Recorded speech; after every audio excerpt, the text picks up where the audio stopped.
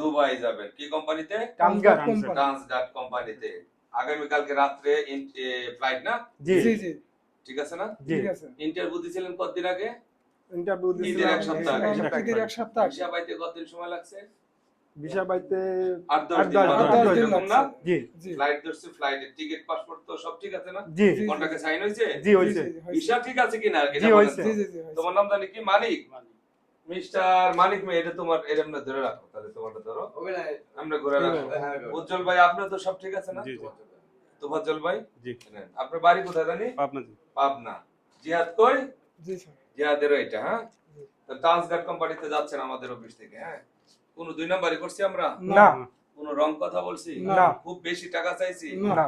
Time to time ফ্লাইটে যাচ্ছেন। Total interview থেকে শুরু করে ফ্লাইট পর্যন্ত সর্বোচ্চ 1 মাস 10 দিনে যাচ্ছেন, এরকম না? জি জি টোটাল না?